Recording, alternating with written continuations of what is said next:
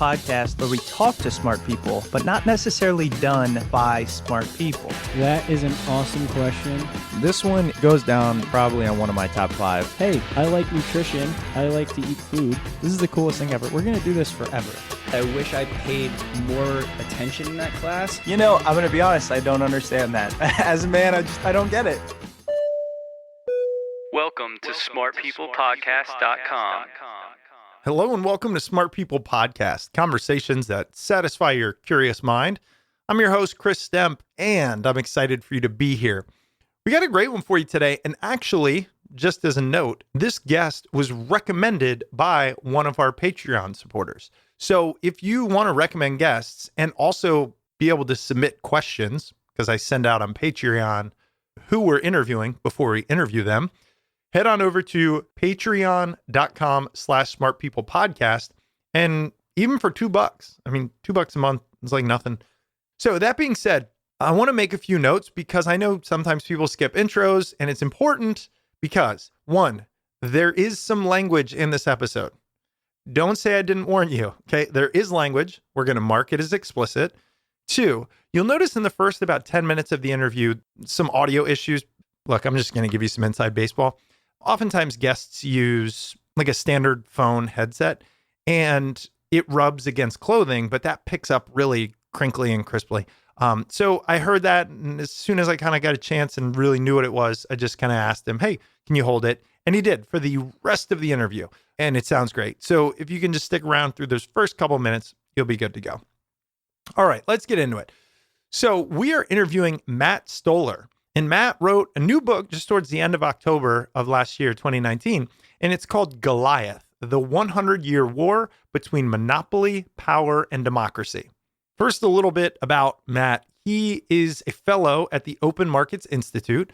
He worked in the House of Representatives on financial services policy, including Dodd-Frank. He's written for the New York Times. He lives in DC. He got his history degree from Harvard. Smart guy. And I'll tell you even more, he's a really good writer. Now, this book is a beast, Goliath, if you will. But even more so in this interview, you'll hear he just very casually throws out things like, oh, in the 1920s, this act, and in 1940, this happened. And that's a guy that knows his stuff. So in this episode, what I kind of focused on was modern day monopolies. How are they impacting us? What are they? What's the problem with them, etc. Even though his book is a little bit more focused on the history of how we got to where we are. And that was because I just wanted to focus a little bit more on the current situation. But Matt did an awesome job of highlighting in this episode the bits of history that we do need. So I'm going to bring in Matt here. Remember, we are at smartpeoplepodcast.com, and you can email us, smartpeoplepodcast@gmail.com. We love hearing from you, and I love getting your thoughts, whatever way they might be about anything, as they help us get better. You can support us, patreon.com/smartpeoplepodcast. Here is Matt Stoller as we talk about Goliath, the 100-Year War Between Monopoly, Power, and Democracy. Enjoy.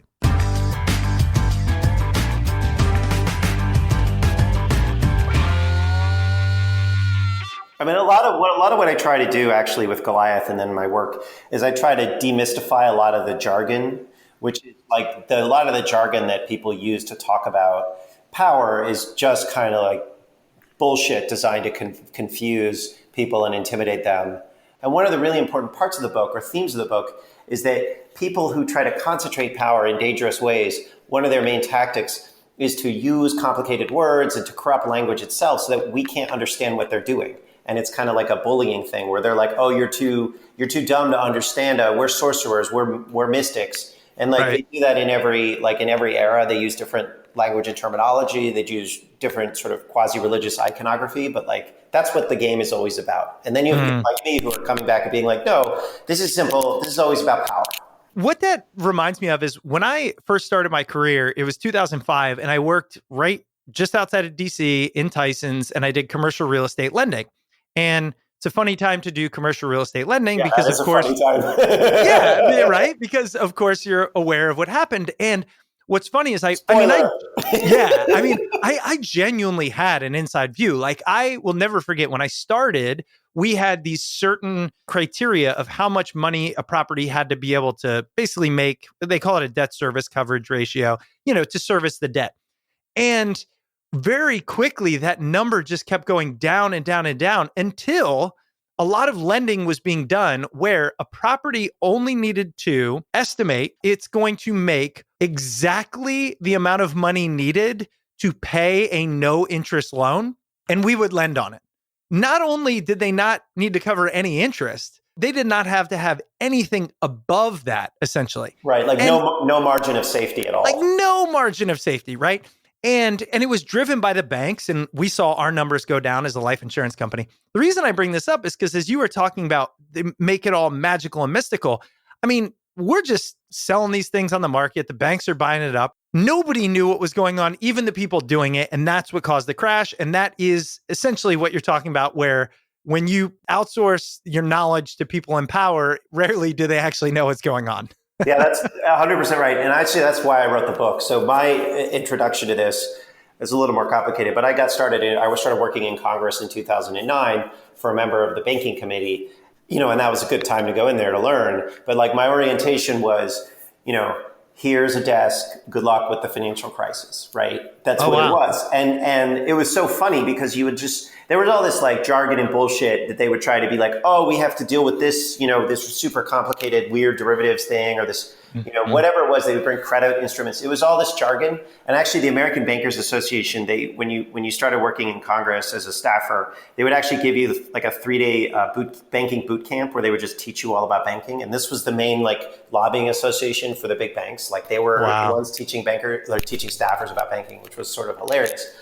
But, I would learn things, and like the industry nicknames were so much more real than the jargon. So they would say, oh, wow, we're showing really bad loan rates or default rates in the liar loan segment. And I would be like, wait, there's a segment of loans called liar loans?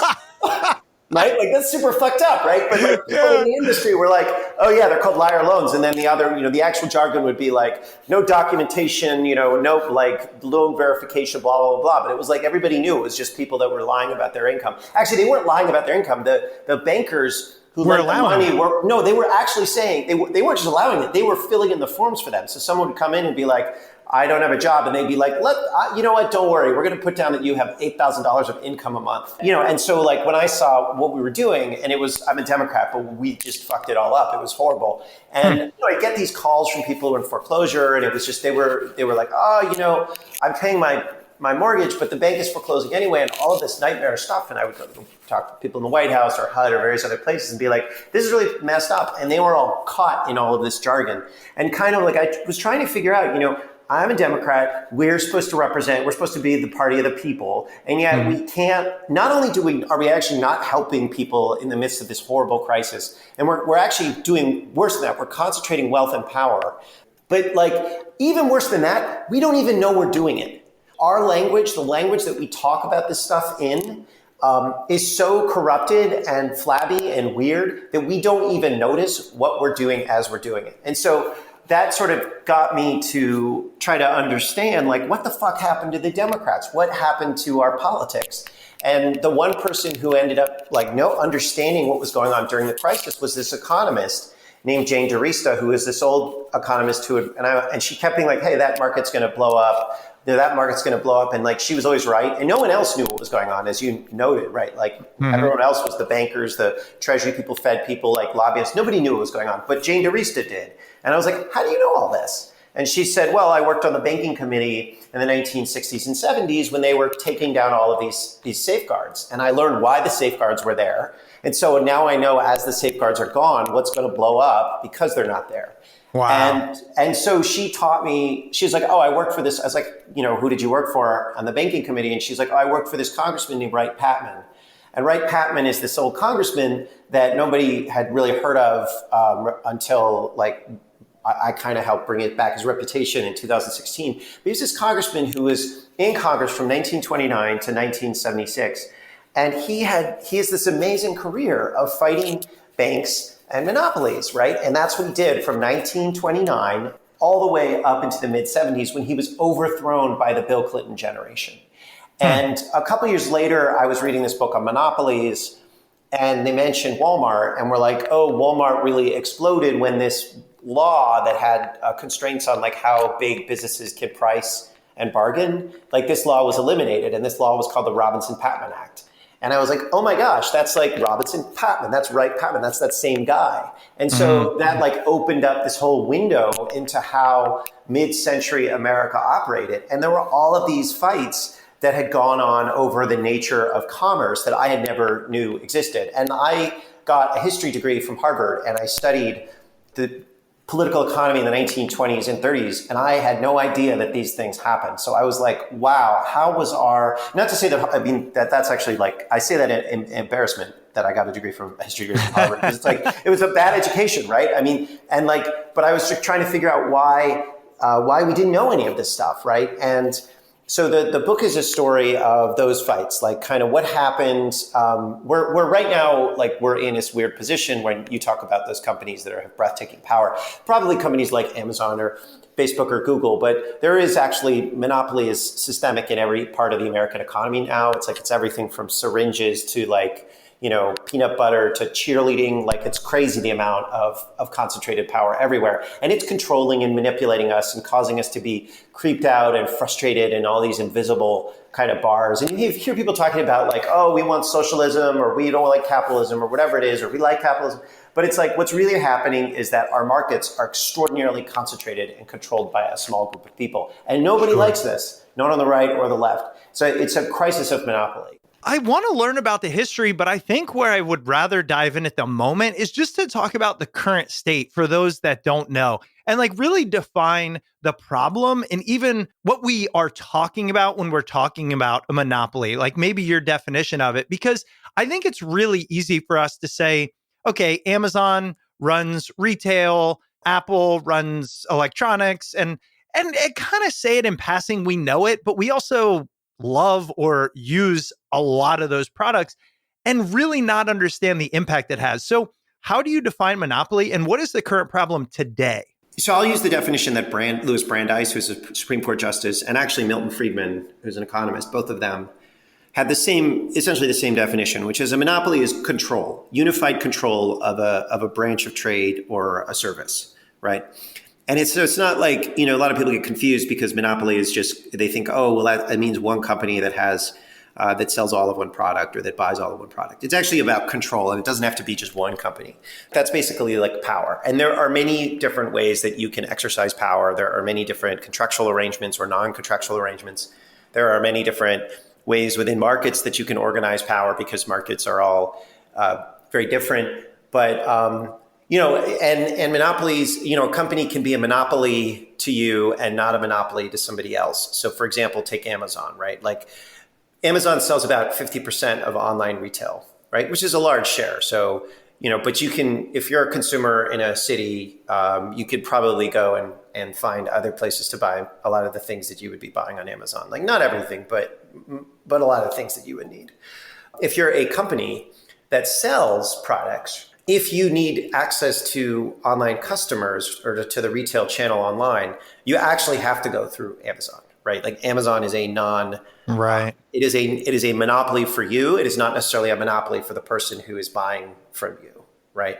So monopolies can exist in many, and a monopoly can even change for the business or person who's buying the product. So for example, if you buy a software package, right, to run your business, you might have a number of different choices, right? And so there's not necessarily a monopoly there. But once you buy a software package and you start running your business on top of it, you invest kind of a lot of time training your employees and putting your information in it. And now it's there's still alternative software packages you can go to, but maybe it'll take a couple hundred hours of time to move over to one of those. So now you're like, there's more of a monopoly. That company, that software company has more control over you, even though there might be alternatives in the market. So it's really a question of control. And I'm just going to read you a quote. This is one of my favorite quotes of the day or of the week. It's a private equity guy named Robert Smith who owns a bunch of these mid-size software companies. And he says, and this is one of the reasons he's doing really well when he buys them up and raises prices. He says, software contracts are better than first lien debt. You realize a company will not pay the interest payment on their first lien debt until after they pay their software maintenance or subscription fee. We get paid our money first. Who has the better credit? He can't run his business without our software. Wow. Right? That is power. That is control, right? And that is the essence of the concentration problem in America today. This week's episode is brought to you by the Great Courses Plus. There's a sense of pride that comes with being able to talk confidently, intelligently about a subject, or to be the only one at trivia with the answer. And that's why we love the Great Courses Plus. With this streaming service, we have the freedom to learn more about virtually any topic and not just get the basics, but truly master it, learning unique perspectives from top engaging experts in their fields. There's unlimited access to thousands of lectures on topics like biological anthropology, great music of the 20th century, and even travel photography or Mediterranean cooking. And with the Great Courses Plus app, we have the flexibility to watch or listen just about anywhere. If you've been listening to Smart People Podcast for a while, you know that we love the brain. So we recommend that you check out the course Outsmart Yourself: Brain-Based Strategies for a Better You. This course explores how our brains work and scientifically proven brain hacks we can use to make lasting changes in our behaviors, like how to help beat procrastination by doing nothing at all for 20 minutes. Get that awesome feeling of pride that comes with knowledge. Sign up for the Great Courses Plus. For a limited time only, they're offering Smart People Podcast listeners an entire month for free. But to start your free month trial, you must sign up today using our special URL. Go now to thegreatcoursesplus.com/smartpeople.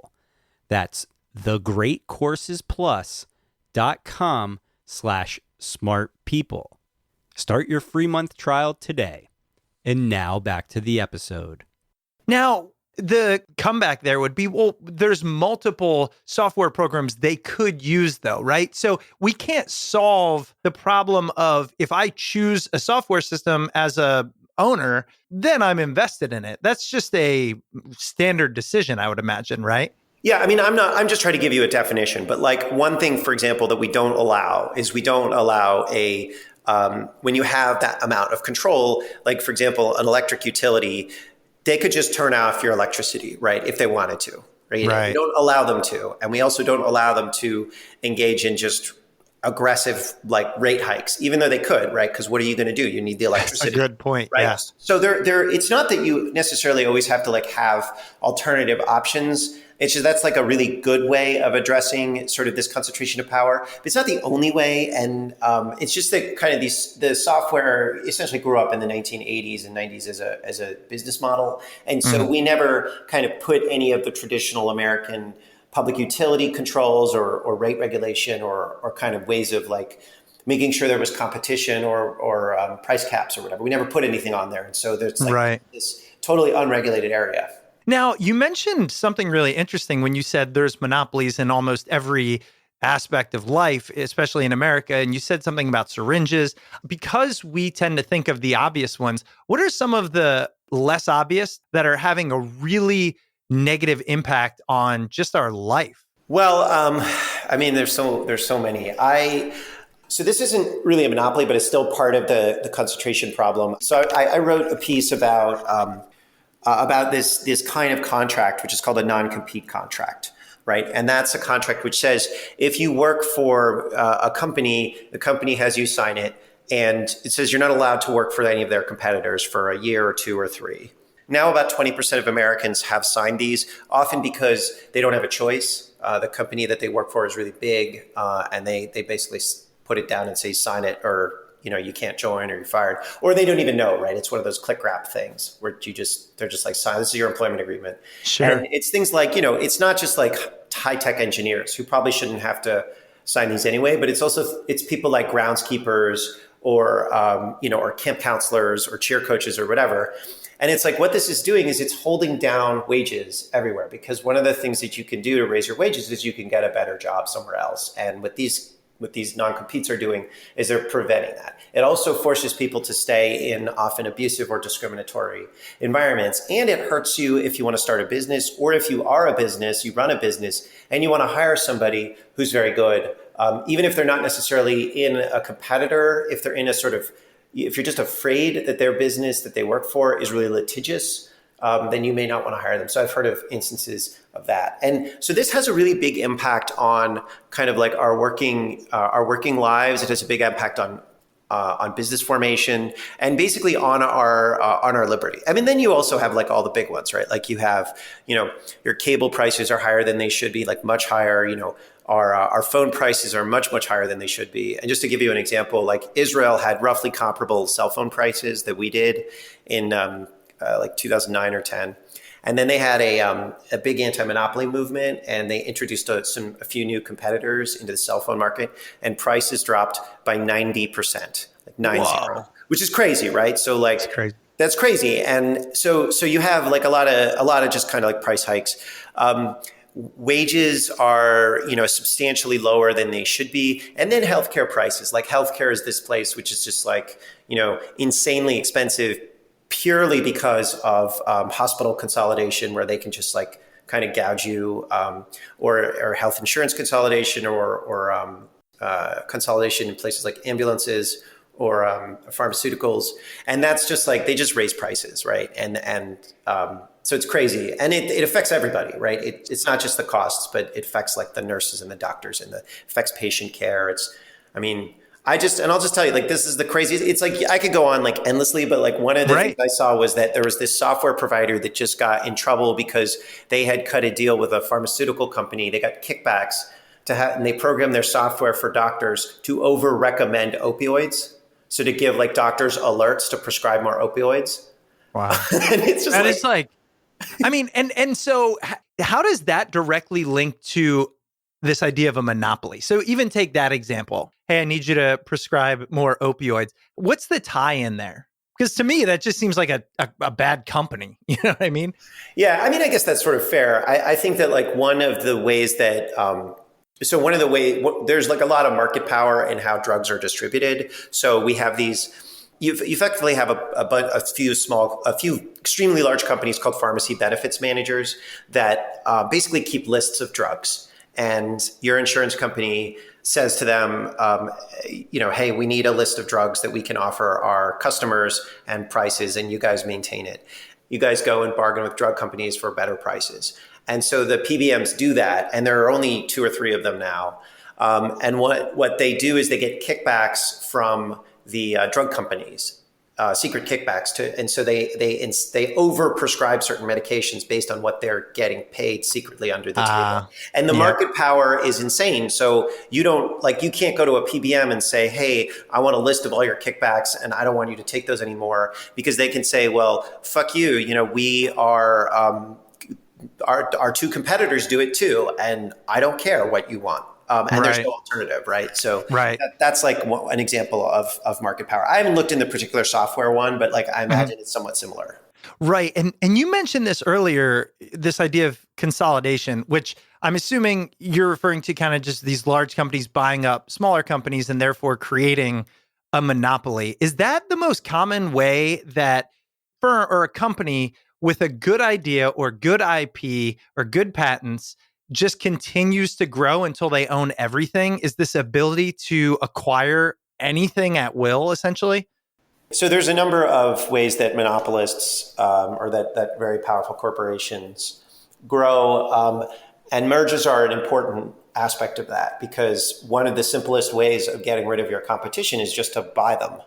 So like, for example, you take the big, Google, Facebook, Apple, Amazon, Microsoft, they bought from 2004, when the internet was relatively open, until 2014, they bought hundreds of companies worth tens of billions of dollars, which was effectively like a roll-up of a series of industries like the ad tech industry. And we have laws on the books that say you're not allowed to buy companies that get in order to concentrate power in markets in order to reduce competition. But we just didn't enforce them.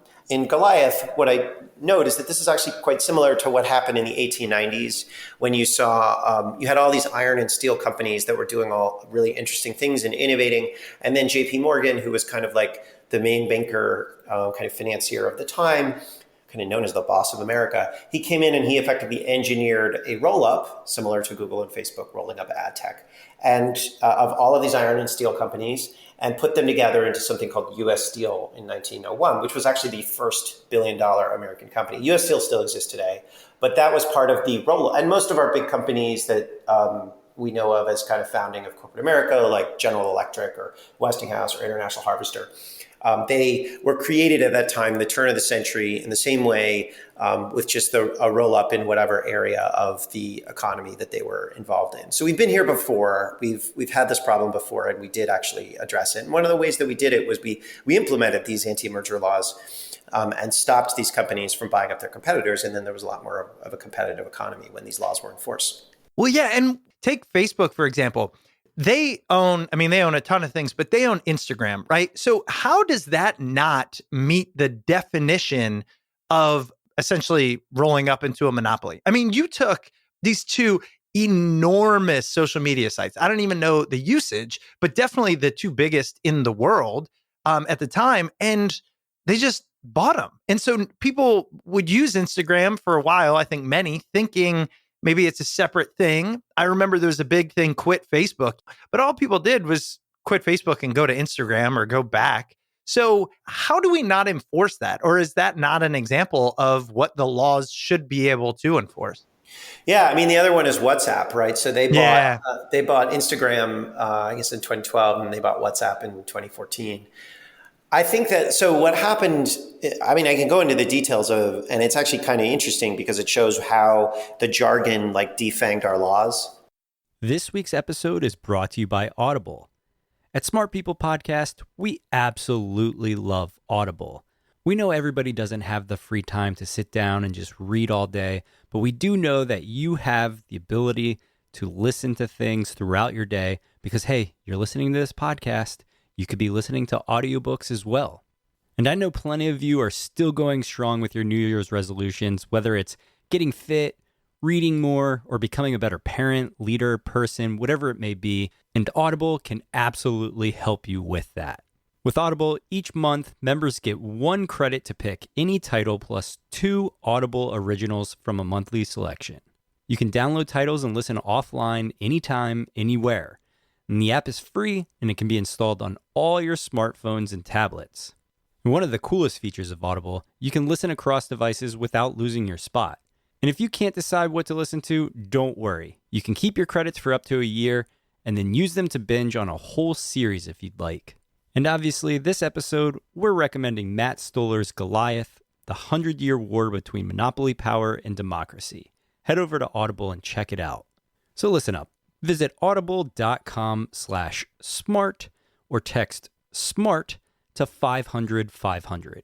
Yep, it's that easy. Head over to audible.com/smart or text SMART to 500-500. And now back to the episode.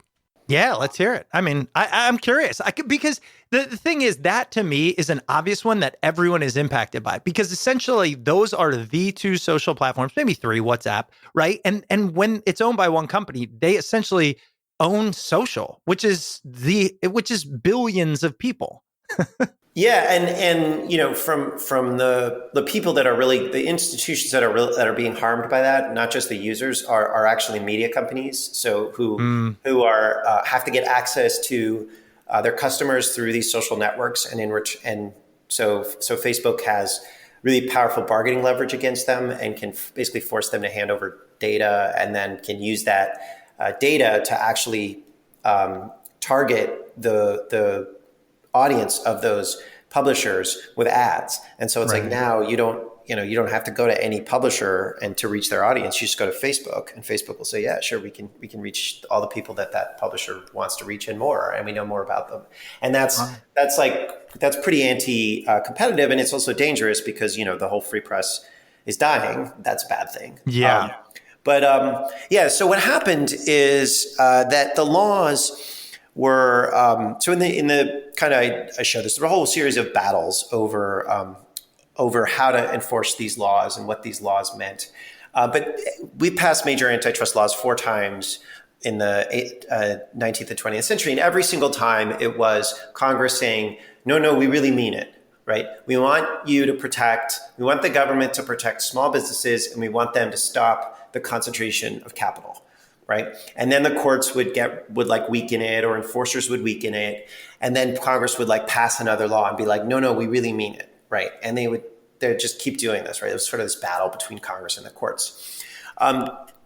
So what happened in the 1970s, right, when we had a pretty decentralized economy, is that there was this school of thinking on the right? It was more of a conservative movement. It was centered at the University of Chicago. But there was a really important left-wing allies, right, which I'll get into in a second. But on the right, they said, look, these laws that are designed to sort of protect competition, that, you think that what that means, you think that what competition means is, to have multiple rivals in a market. Like you and I would say, oh, is there competition? Oh, does that mean there are a bunch of different options to buy from who are independent, or a bunch of different options to sell to who are independent?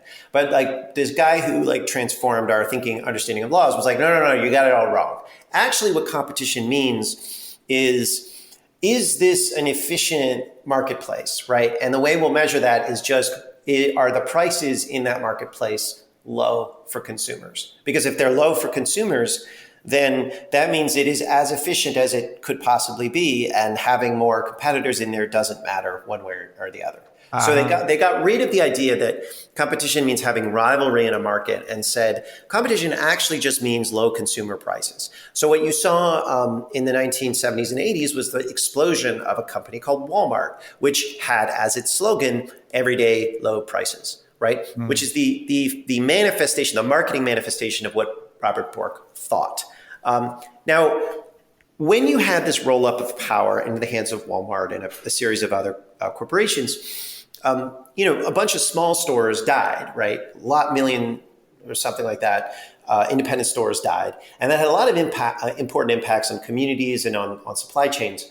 But, in the 1980s, because, basically Bork on the Republican side, and then the consumer rights movement on the Democratic side said, no, this is fine. We don't care about those stores. We don't care about independent business. All we care about are low prices to consumers, and Walmart is delivering them. And so both parties were like, oh yeah, okay, that's fine. This is just kind of natural and what happens when you have a capitalist world. In fact, prior to the 1970s, the Democratic Party, more than the Republicans, although both parties kind of believe this, said, no. What competition means, what America means, what liberty means, is to have, a person be able to start their own business if they want to, and we are going to protect that with our laws and regulations. And a very important one, not the only one, is antitrust. And that definition got subverted. And now you roll that forward 40 years, and what you have are companies like Facebook and Google who have products that don't cost any money at all to consumers, right? And so the laws can't see them, right? Because low consumer prices. Or you have a company like Amazon, which is entirely dedicated to, or at least was, they didn't even have to make money for the first 20 years. They were dedicated to like low prices for consumers in ways that were really anti-competitive. But the people who were being extracted by Amazon were actually small businesses and suppliers. And the enforcers couldn't see that anymore. And so that's why, when Facebook goes and buys Instagram, or they go buy WhatsApp, you have these enforcers who are like, I don't see the problem here. This isn't going to change consumer prices. And it's ridiculous. Like, they totally got it wrong, and they should. Right. They should. And they could go back and they could be like, because you can reverse mergers, right? That's like the Clayton Act, which is the law against mergers. You can go back and do a reverse merger. We did that in the 70s. They could go back and just basically say, you know what, Instagram, you're your own company, and Facebook, you're your own company now? Totally. They did it in the 70s. Like Procter & Gamble bought Clorox, and the FTC said, oh, we got that wrong. I know it's been 10 years, but go split it up. And they did. That's crazy. I just can't even imagine I just can't imagine the structure of that. Yeah, no, that's the thing is like people think, and like this is part of the this is like how they like got us to tolerate this crap. It's like they think, oh my God, like this is natural. Like if you split up Facebook and Instagram, it would be the most titanic damage ever or whatever. Or they were like, oh my God, you can't break up companies. That would be horrible. But it's like Wall Street all the time splits up companies. They do spinoffs, they do mergers, like all the time, right? Yeah. It's just like, we've all been through mergers, or we've all been through like spinoffs. It's not that hard. It's not like, and you know what? If you screw it up, it's not that big a deal. Like you fix it, right? So like they've convinced us not that spinoffs and mergers are good or bad, but they've convinced us that they should be handled on Wall Street and in that network of banks and law firms, not by, we the people through our public institutions like the Federal Trade Commission or the Department of Justice Antitrust Division, such that it's unimaginable to us, even though it really shouldn't be. Right. Well, and I know that we've done that in the past. Now, I didn't know about doing it in arrears, but I do know that we've blocked it. So, for example, I think like AT&T, that's happened to a bunch in some capacity, right? Yeah, I mean, we've broken up AT&T 3 times in the 20th century.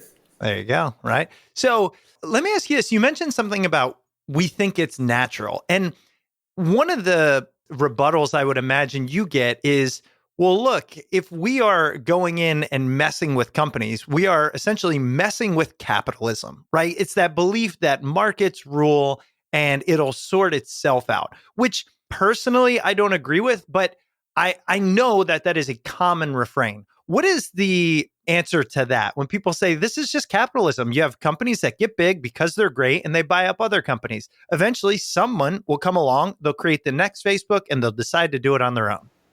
Well, there's no one way to do capitalism, right? There's no such thing as I don't think there's such a thing as capitalism or socialism or anything. I think that's all just branding, right? Like markets are just always politically contingent on what the rules we choose to set, right? Like that's just very simple. So like, but if you want a world where there are no protections against mergers, repeal the antitrust laws. Go ahead and do it. But we have them on the books. We should enforce them if they're on the books. We just don't.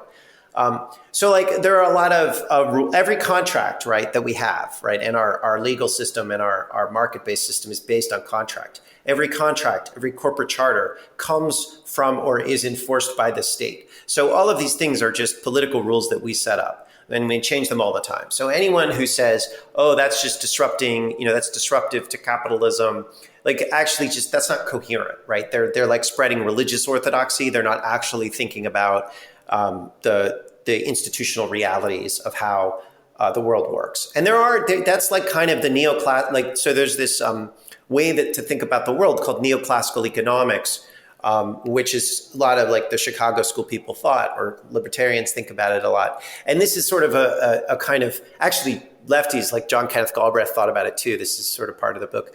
But this basically idea is that, there are these natural systems. We live in these kind of like evolutionary models and technology just happens. They're globalization. They're these giant forces. And then there's like the school of thinking that I guess I kind of more come from, which is the institutionalist school, which says, actually, you have to look at how the law is set up and what the actual contracts and types of transactions that we do are to understand our world and our system. And whenever I look at a monopoly, I almost always trace it back to some change in law or policy that enabled that monopoly to actually exist. Right. Well, one of the things I'm assuming you would advocate for would be more regulation. And what I want to ask, especially given your position right after the recession, how much of that financial crisis was caused by deregulation that happened maybe with 10 to 20 years prior? And then how directly can we draw like a correlation between this is what happens when you deregulate and this is the case for more government intervention or regulation along the lines of splitting up power? Basically, what has caused a crisis is what causes every crisis in financial in history, which is gambling with other people's money, right? That's all it is.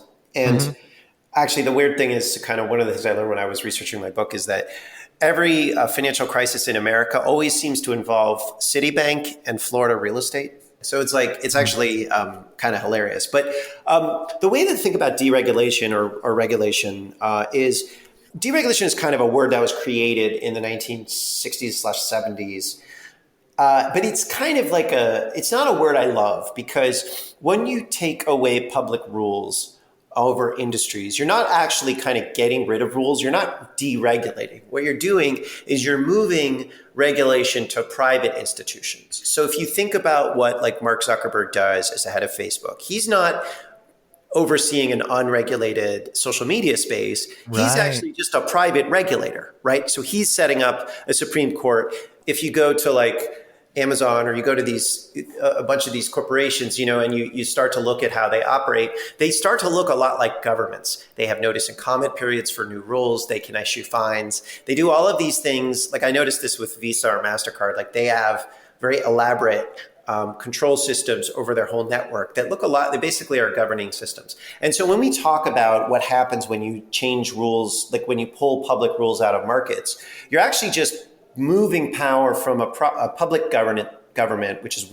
we the people, what we elect in our states and cities at our federal level, and you're moving it over to these private regulators on either Wall Street or in Silicon Valley or in kind of like various private equity groups, and they're making decisions over terms and services, right? So for you, for example, you were like saying, oh man, Comcast is really annoying or whatever your cable company is. That's who is governing your access to the internet, right? They were choosing the terms and service, and you didn't really have any power against them. And so that's actually the government that you're facing. And that's kind of like the point of Goliath when I wrote 100-Year War Between Monopoly Power and Democracy. People think of monopolies as a business structure, and it's that's not wrong. But actually, when you have a monopoly, is a political system, right? It's a type of politics, and it is inconsistent with democracy, right? And because it's a democracy only wields power if we can organize the marketplace for our own liberty, and if someone else is organizing the marketplace for their own purposes, and they have concentrated control, aka they're a monopoly, then we don't live in a free society. And ultimately, what tends to happen is they tend to take over the ballot box as well. I'm so glad you said that. It's like you read my mind, because what I wanted to do with the last 5 or 10 minutes or so is kind of say, how does this tie into politics? Because although I'm sure it's there somewhere, I mean, I get it, but when I think of monopoly, I tend to just think of it's huge companies who are controlling a lot of things, whether it be wages or prices or access or whatever it is. It's because the company yields the power because they're the only game in town, basically. But what you're saying, it's that it's taking power away from the individual, which is that is democracy. So you're kind of saying that monopoly is in part a government system. Yeah, that's right. And I think Wow. when you I know it's amazing. I was like, one day as I was studying this, I was like, oh my God, it's actually a totally different political system. And that was, I want to say that was my insight, but people have actually known that for hundreds of years. We just forgot. Well, I haven't. Yeah. No, I mean, but I'll just say, like, one of the things that's really interesting is that, and I have a chapter in my book called Trustbusters Against Hitler, which was about how we fought World War II. And one of the things that was going on when the New Dealers in the 30s and 40s and 50s were kind of advocating for what they were advocating is they saw that industrial power could be used either by the state in these very dangerous ways, which was the Soviet Union, so communism, but they also saw that it could be that private monopolies could take over the state, and that was fascism in either Italy or Germany. And they thought, decentralizing this power through democratic means, which involves both elections, but also anti-monopoly rules and kind of populist policies. That was an important test of whether democracy could survive in an industrial era. And it really was a competition between these other systems. This week's episode is brought to you by Ashford University. We all have an idea of what our dream job looks like, but someone isn't just going to hand it to you.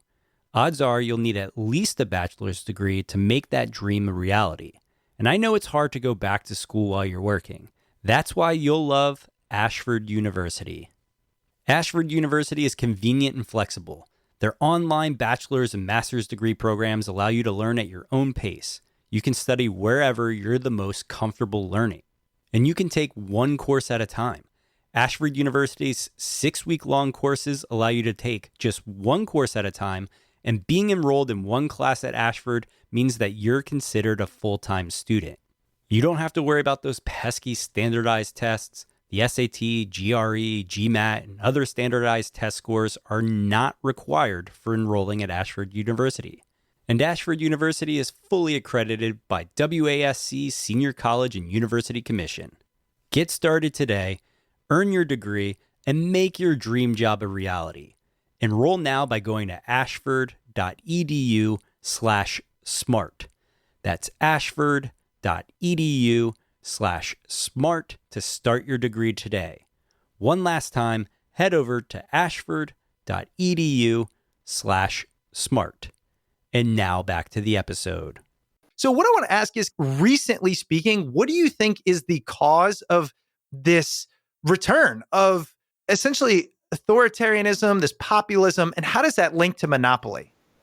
Yeah, so it's a really good question, and I think there's a number of things that happen. But what the system that we've been living under, really from the late 1970s until kind of the financial crisis, was a system that I think you could characterize as quote neoliberal, right? Which is a system in which we governed, right? Politicians governed, but they threw the veil of financial markets. So it's like before the 1970s, you would say milk, you go to a politician, you'd be like, milk is really expensive.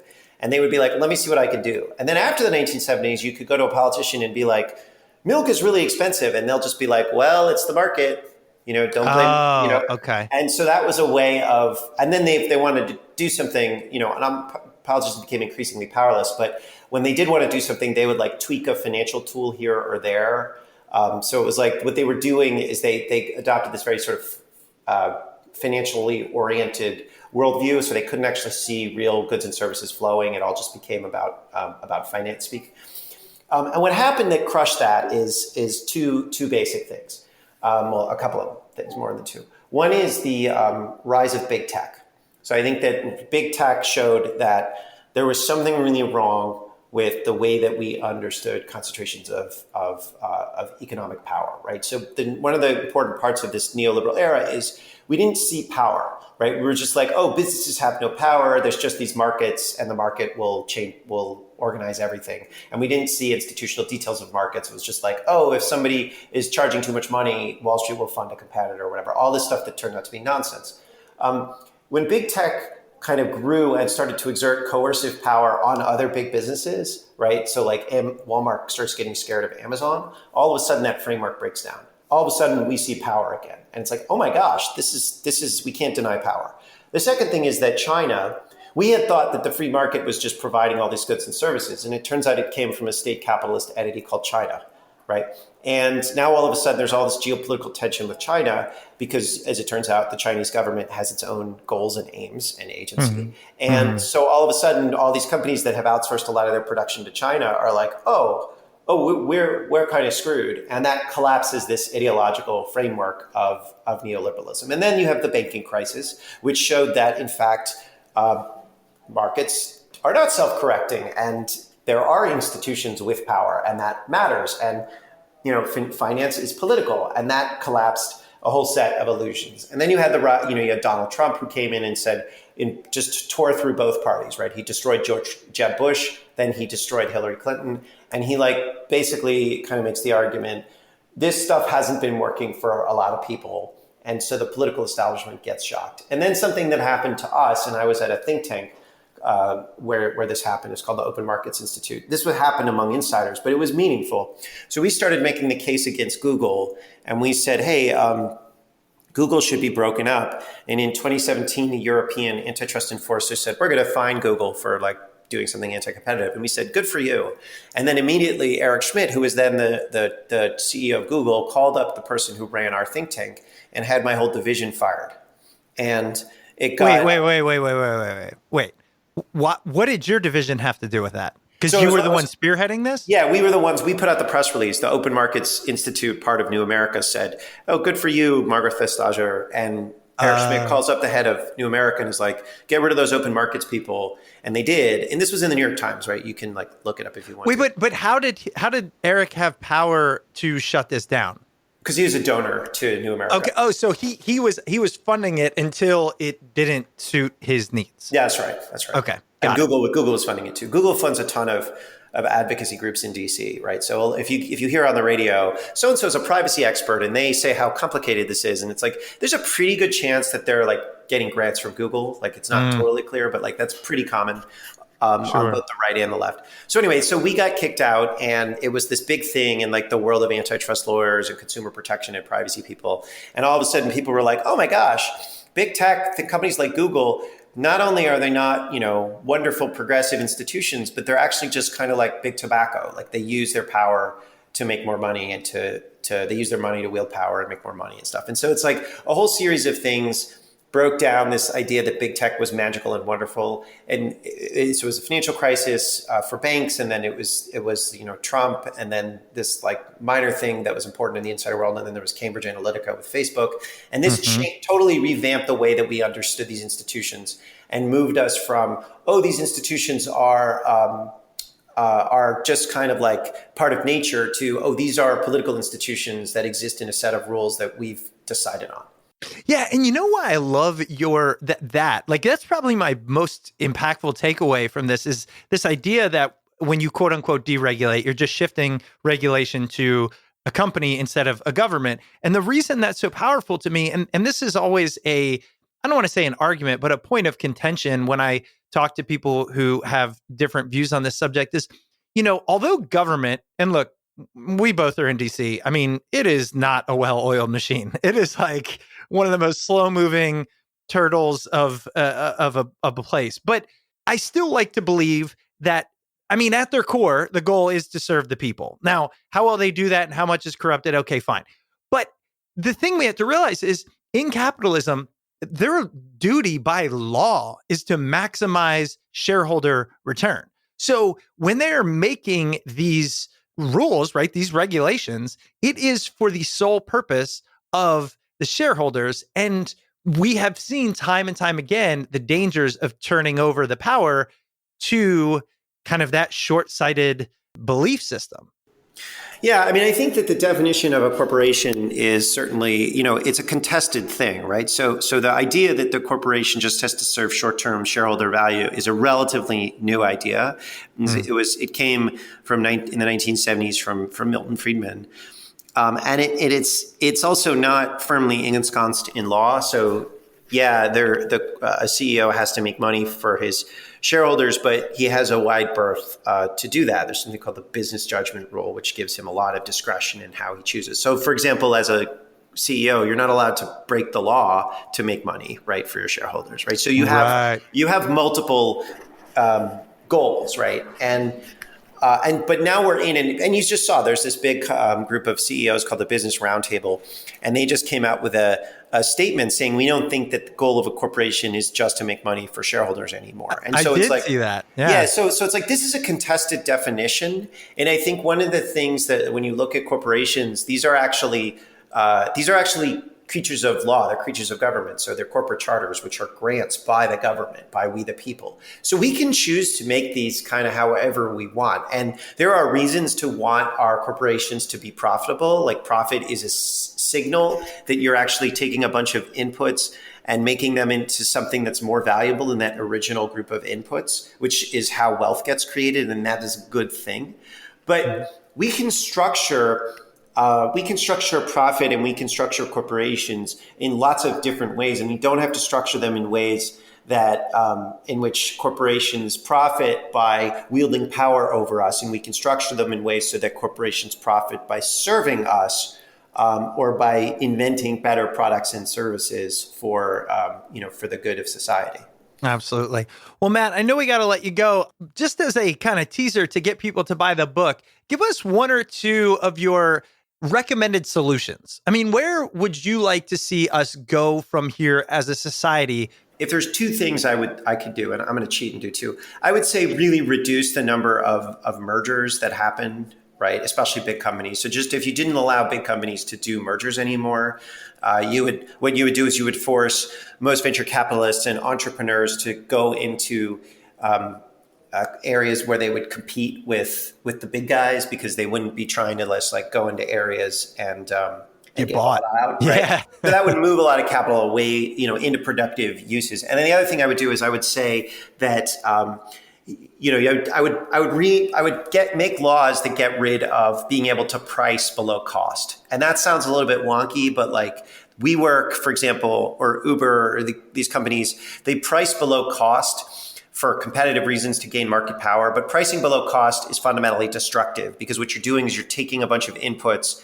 and you're selling them for less than they're worth. And that's actually net value destructive.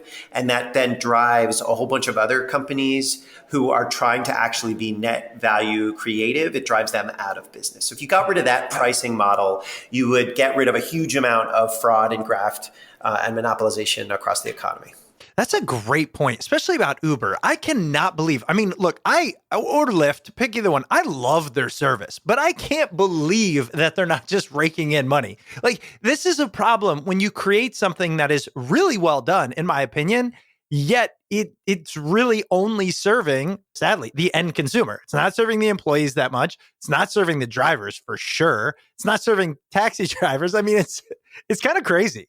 It should have grown a lot more slowly than it did, right? I mean, they could have made money on their like luxury car service, and the technology would have moved into all of these different areas in a much healthier way. Similarly, like WeWork is a catastrophe, even though we're out of WeWork. It's like the co-working space industry should have grown like the personal fitness industry, where you have a whole bunch of different types of gyms that have differentiated needs. Like instead, you had this like steroid-like growth from SoftBank, where you have like a billion WeWorks everywhere that are not particularly kind of well done. And it's like, if you didn't have this predatory pricing, we didn't used to have predatory pricing used to be illegal, right? If you got rid of predatory pricing, you would restore health to our economy in so many different ways, because exchange of goods and services would be based on voluntary need. It wouldn't be based on bargaining power. I love that. Well, that's a great place to leave it. And it's tough because, man, this is a subject, hell, you've probably talked about it for a million hours and you could still talk a million more. There's so much there. But that's why, I mean, your book, it's not small, right? It's not a little book, but really, we just touched the surface. You go much more into the history. And then for those listening, you can just tell how Matt's able to just throw out, oh, this was 1970s, this was 1930s. Your history stuff. So the book, Goliath, the 100-Year War Between Monopoly Power and Democracy. We're going to link to it. Matt, where else are you these days? Are you writing places where people can find you? I know you write, I think, still for The Atlantic. Where else can we get you? Yeah, so I have a newsletter called Big, right, which is one of these Substack things, and you can get that on mattstoller.com. And I'm on, and I write about monopolies. Okay, twice that's at mattstoller.com. Yeah. And then I write in a number of different places, and I'm on Twitter at MATTHEWSTOLLER. So that's where you can find what I write. You put some fascinating stuff out on Twitter. I'm not a big Twitter guy, but I was doing some research there and I learned a lot. So I'd recommend people go there. We'll link to that as well. All right, and we're back. I hope you enjoyed that episode with Matt Stoller. His book, Goliath, The 100-Year War Between Monopoly Power and Democracy, can be found now wherever books are sold. We really appreciate that you take the time out of your day to download and listen to Smart People Podcast. And if you appreciate the show, there's a handful of ways that you can support us. None better than leaving us a rating and review on wherever you listen to podcasts. And if you'd like to financially support the show, you can head over to Patreon and become a patron over there. Just head over to patreon.com/smartpeoplepodcast. And if you'd like to reach out to this show, you can email us at smartpeoplepodcast@gmail.com or message us on Twitter @smartpeoplepod. And if you're interested in staying up to date on all things Smart People Podcast, head over to the website smartpeoplepodcast.com and sign up for the newsletter. All right, that's it for us this week. Make sure you stay tuned because we've got a lot of fantastic interviews coming up. So we'll see you all next episode.